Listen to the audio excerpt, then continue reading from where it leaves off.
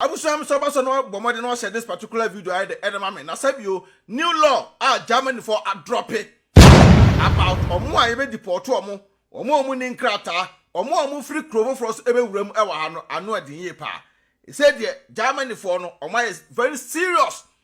Debia na Adwenepahene starting Nkrataa asem way back etu 144 e kan sempa e de chairman for Ghana for ebumabomfia Ghana for trase ehunu sa Adwenepahene enyo bia sa ena ho Adwenepahene but omo no mu tie me nsem no abo omo ne ama ne no sabi omo susu no enyo mo nan agina so awusa new law adrop it na law no na omo sabi omo de bae no na omo vote ye tamafo bi e kasa fa ho TikTok na sefo but nipa dodo na aba me inbox sa Adwenepahene Nkrataa mu hene Mr. Articleman yesi Germany for the new law aba na sabio wona Nkrataa mu nsem udi mu tintima ye no wadwen kira ene say e no kore anase enye no kore mansa obia because na me pese me to ebu ase e ma law no mo gitum wie because kroma no se ka se the law e ba bonten a omudi kan ko ba bia nkasa bi ka Ghana for air parliament house na omukọ e dey etim ko discuss about it na discussion mu no ye be ka so kisa de ba be voting no omo asabi om vote ba dọọso no e na mra no ye atum de say no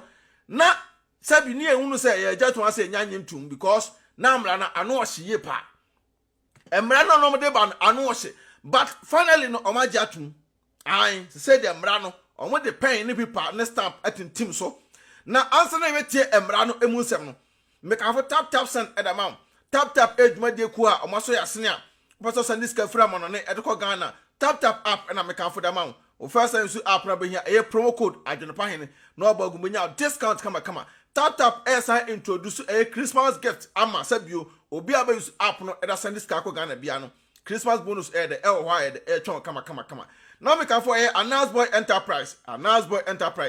Eban all type of POP party ya Announce Boy be true POP kama e the amount. Painting so no obey kama e the amount. Now make for a Destiny Roofing and Steel Trusses. Also about dance kama the amount. What else? Now percent papa so the attachment. Abusa edin Adwenepahene aka Nkrataa mukinkon aka Fufokin aka Beman fan yiranim anya fam aka Mituana omatie Mr. No Pressure with my chair pressure by the foul. Na sa from Mr. International Man. Ye kasa kire bi asena bi muso kasa e de kire e omonamfo. What else? Na from Mr. Articleman. Ye nyina ti kroma say ena e Adwenepahene etu no si wo say sabio obeka sempa e da kire Ghana for obetu e Ghana for about Nkrataa asem e ma Adwenepahene do mosuko e se na ko hu school esua mu nioma na Ghana for no bebre e nya atwom Ghana for no bebre e ya sabio omo ye nipa bi mu a ade a wonim no instead of say nipa mu no obebusa no akire na se no obetwe ne ho akọ akiri na backdoor e no obebusa wasem eno tra me Adwenepahene ene so bam backdoor so betwere me about Nkrataa asema me feel that because ye start here no mobua bomfia on say ne sabi agensamu abusha law na Germany aban ene ne mpanyimfo atena ase ana bi mo mpese on bagya tum na bi mo so pese on gitum I say finally no on ma gya to asen sign so e kire say sesia no mo say Africa for na eba kroma no akwadworo fitaa ene entro titiro pa ena sabio akwadale emu na emra no ebinie sesia no omo pa kire say deportation no first no na oba kromwa ebesiki asylum ebedi ADuro na ye ma time obi otima no bia be 1 year 2 years near the investigation ehwehwehwe uniomam sa emra na first na ho na ye ma sa long terms no se say onwatwam se sia no bedu kroma no aye busa wano asem ebusa kura ofiri so no obi oba we Ghana ni no be twan trosem fritogo obi twan trosem ye Gambia ni na akwensem bebre ni atuka ni de ko Ghana embassy yesi an wonye Ghana ni na Ghana for favor no yeko Gambia embassy yes wonye Gambia ni na afedi ye ne Nkrataa no ya trash so say yenim krokra we de ofiri so nti ato ebu ase hwehwe ne niomam sese ndie emra na mo da ba ne kire say unya ba na kokodi Aduro na yes ma be 1 year 2 years no say ma 3 months pe na sa 3 months no mobile phone a wusuo a wodi ba kroma say no sa phone no ye ba request phone number ana say ba je phone mpo afru nsam na yakotwe eye phone conversation a where the wadi wo so pen tio conversation wadi wo so pen saa nkomo na wadi wo phone so pen no eno ba mi ahunu krokra we ofiri so na sesia no emra na sabio ewo aduro dem no kire se sesia bedi aduro a achara 3 months no more take a decision awie na sa decision no beteki no ye wie na hunu ba bia ofiri no na ye de wo back to chrome to deportation they say the ano ase ena biam so no omo na sabio omo fa nsuo so ebeduru Italy ebi mu ko Spain what as a Greece na asefo no mo ha Adwenepahene sa Adwenepahene ye wo camp e wo aduro fie e wo Italy ye pese ba Germany ha no ade America atremu ne se monto mo bo ase e wo camp bia wo apart from Germany ha na tra sa camp wo na nya even though unya aduro krata mpo e wo sa camp wo na umuvi every wo e ba Germany ha se ba se be deport wo ye fa nko se bi Ghana ana kura ofiri so ya no be ko eye sabio ekuro na obedi aduro e wo so no ekuro na ofiri Africa odi ka be lande e wo so no e ho na de be de e be ko but se uba na se sabio wo camp e wo sabio Italy ana se Spain ana se Greece baby na wa mpe aduro krata ho na wo ahopepre ekodi obi a wo ne te wo achi na nipa no efiri wo no ka cho oh me de jack me bedu Germany o nti fro na bra na buy without paper without aduro krata bia na it's a border no eso ayese Germany aban e de sabio emran ahye a police for some dendende pa first no na police for insere ni hu too much sa but nano da sha omo nsem because omo say Africa for no epese omo say sabio ekuro no omo say Africa for no epese omo titi Germany ekuro no because o say akwadworo ene sabio nem social year ewo kroma ntino dodo na person be ya adwuma na mera bi obi be ka sa Adwenepahene na wo yire ya adwuma asema me ka che sa ankofo ne se me yire wonya adwuma kra na me yire me na mhwe me yire nya aban sika ntira me ka jo se wo ye bema na wo pese wo ye family man dia ene wale wo yire won Nkrataa so kroma so wo wale wo yire na wo ye adwuma make sure se wo ye bema enough so bo hwe obusuafo so wo ye bema enough so bo hwe obusuafo a wo yire tifi a wada aban bia wo chon letter obi afọ letter me how because wo ana sabio wo toma wo yire no mai de edie anu ntino sa adwene na kitaye se ye twatro akere eye abrofo no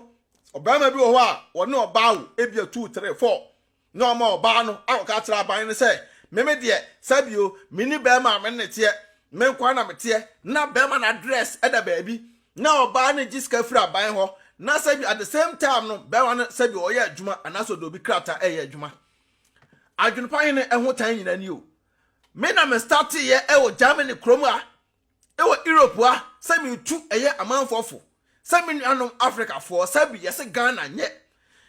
nya enye no enu nti na yetu kwan aba obi man so ebedi pa ebe bibi sabi o eda koye krom back de a adenti na ebedu krom a no watwa tro na woni krata tenio na woni Nkrataa wo twatro e ho me supporto because ebi aka na kra nka atwansa e be deporto what me atwa ntro entro no mu no abetene amo abenya Nkrataa ewom unya Nkrataa no wen ugusu na wutwatro ene obi atwatro from aduro Nkrataa atimi abe citizen abenya German passport but still na ugusu no wutwatro sa ntro na ugusu awutwa no ene sabi ye nyina ye ne ene wo ne because yo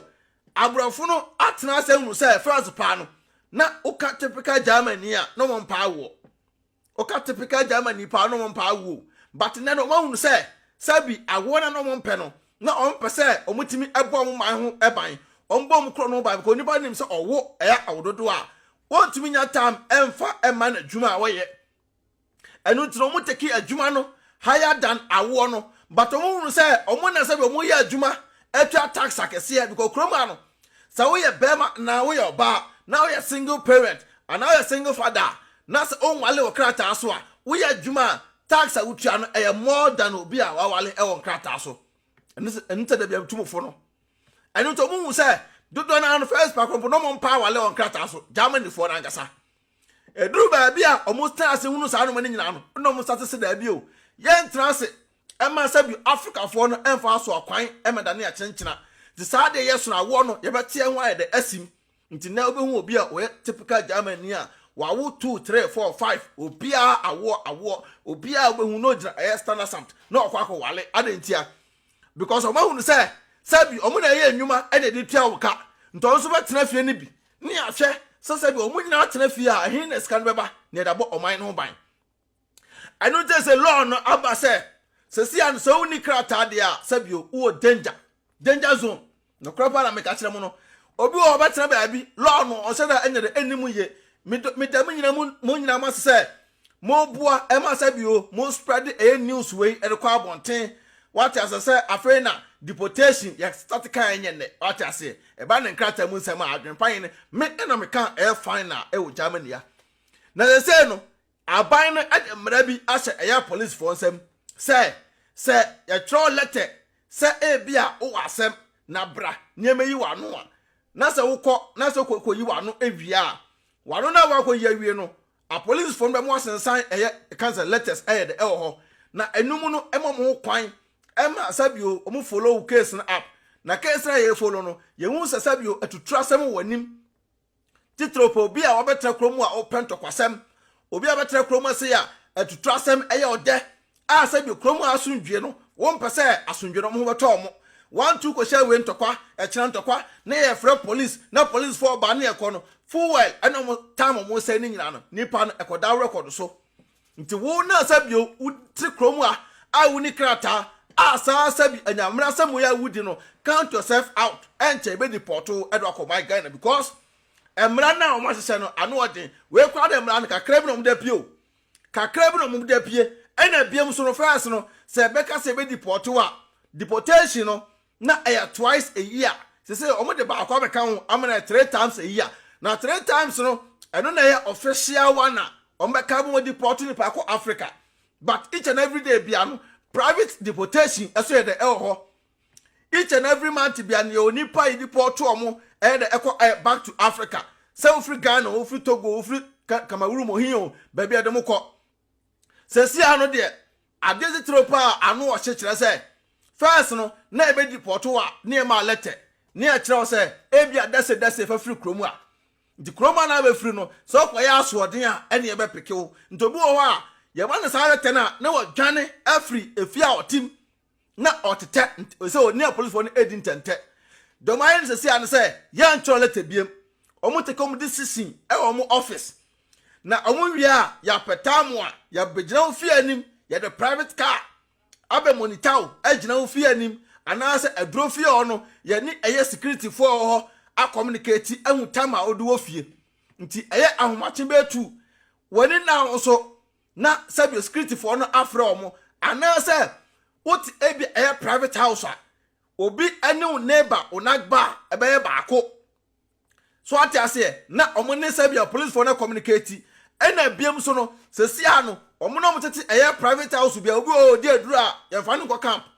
ye de ne kwatena ebi a private house na mo fra eye sabio omo angasa mo han omo dan nto tewa onu so wanyi wasundwie saa fie no yama police ni baako abatenem asa police ni no na djuma oye ne se mu adrofo a ebia ye do betena saa fie ono ena monitor mo but munim so ye police ni onyi ne ho di ankyere mo oma mo hunu se djuma wodie wo se bia ayo obi a sabio ne prunie uso prunie ndu sha no wachia no obi okopo betu address basa ban no basa ndu watimi aye de aben no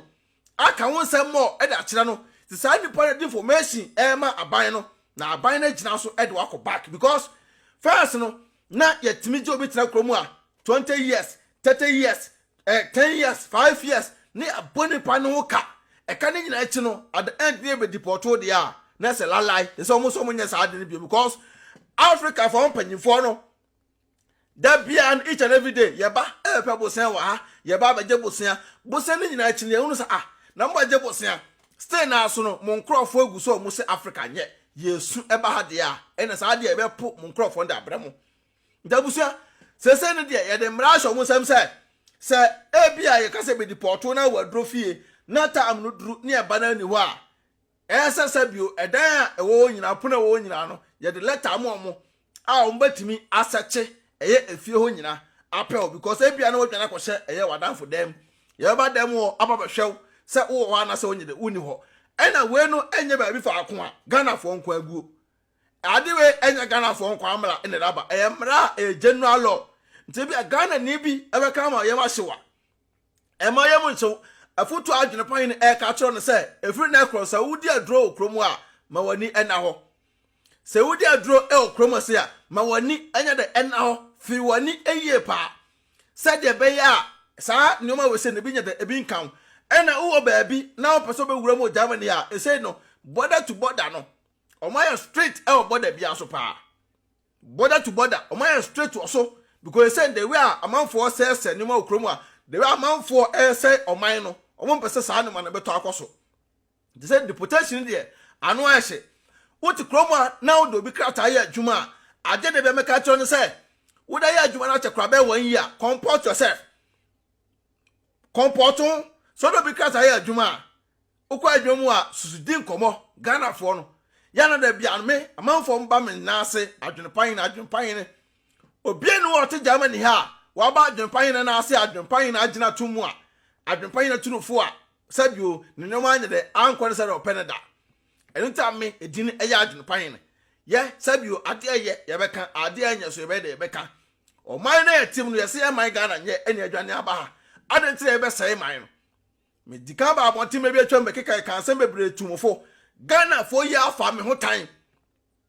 Ghana for ya ba ni edi matem. Ya bo me ho po na e wotete ato na wotete ato no we say but na sabio me drop it eno bi to abonten a munim sa mo ye sa anyoman. Sa no na mo ye no na e ho sunsuanso e beba. Sunsuanso ne enie nti na sabi so bi ba abro kirempo na okogina tren fie a e so ye extra careful. So bi ba brochire no betre fie e wo Germany ha esa wo ye extra careful because this time around omotimi esa monitor ehunu se efie wei tuntumfo eta wura hyew ye contact efie wura no a ode dan e ma wo no efie wura be kire mo se oh that way there e nipa asomasi ne dan ma no wo ye oba woni ne ma me ensa na wo ho okay to mo monitor the car e be pake fie nanim e cheke se wo ye bema ena wota ba fie ho a ya monitor one day ni abo awura fie o ya bele nti oba no bie pono na ye se kase police bite police ye wo kwan se seche ofie a we hunu se won kwan na ote fie na ma but obi mfro bita awura fie a we hwan nti saa de no so afa so ama ne nipa bebre ya seche omo a so mugum ena wo pia bonte a take it mesro twa wo ye Ghana ni a twa take it pass o mpe control rough of bia na twa take it nyasa from this time to December no abusia ebe form say rapture once Adwenepahene yara menta ma abonte me kasanfa deportation won nasefo but on say enanse yesua no makọ akirint no yem pese mu yem behye mo ada bia Ghana for ya na wo yem hye no enu ntira no bi wo a ne da hye mu na afam say rapture efam wi a na afa de maba na Adwenepahene na this na that te me ka kiro ne Kroman Nkrataa ya ade a ehu hia sen sika ubedra brochira e man fan show tirim say na me peska di kan bon Nkrataa ho ban di kan Nkrataa ni bi fato wo unya Nkrataa ni bi wie na obi toro so wo sika dan makra na nipa nyanyu ne yonko ne 1 seconds me kan okra da kiro ubedu Kroman na nya Nkrataa ni bi wie a nipa nyanyu ne yonko kra no ntimi nua say de mra na aba no yama a police for no authority say o matimi ayede ommonita no mu hunu se sa nipa we sabi oni Nkrataa ye betimi ede watum kopem se ombaye sabi wo Nkrataa no ma wie ne be deport do akọ Ghana back ana Africa country bi afri so ena biem so no muna muti kromu ano ye de Nkrataa mamu sabi o mu ne mema enwale ye mu depend e wa ban so each and every day mema no so address de ba bi no o metu monitor e da simu so because ade a citizens na nkasa no ena kan ho asem edi ho nkomo mamu hunu se ono oye kroba adente one ne kunu awale wo Nkrataa so na eno bi wo ho a emfeva no eno bi wo efeva no na wo de woni be ma nwale wo Nkrataa so ufri Africa na aba ena se bi abro ne baye ena wo ase okrom na wo be se wo so krom dia mo nte ase de se nyoma aba aboto abonten no no uni Nkrataa ye extra careful upie na ukọ adwuma twa otekit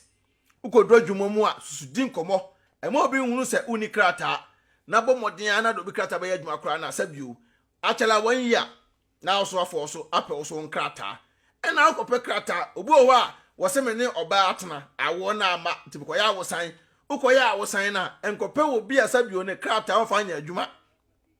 ne krataa ahoɔden nim pɛ obi a ɔyɛ adwuma a ne krataa ahoɔden wom a sabio ɔka so ɔwale wo ana ne ya awosan a ebetuma ade a support wo aboa wo kama abusa sabi yɛse ensuo panyini dwale wia na ensuo asan but ensuo we die mpanyifo na dwale a ensada nkrataa mu nkyekemu die nya de besa ɛwɔ Beki TV so Adwenepahene TV so da enti no de abeto no ɛmayɛ mu hyehyew yɛse ade bia ba yɛ omu nkyerɛkyerɛ mu yɛ de ɛwɔ hɔnom yɛ hawa yɛbisi ayɛ de afine solution enti Adwenepahene na betena ase ɛse anu tukwan a yɛ extra careful ɛno enti no menkasɛ mentukwan ɛmma Germany bra Germany because sabio obia ane ne nsa ayɛ de ekita no emra abeto abonten deportation die ɛse de day in day out enam entro a yɛtwa from day 1 up to now ene akwadwura awura ebi mu enti no ene so mo take say a decision no ese na opa wumpo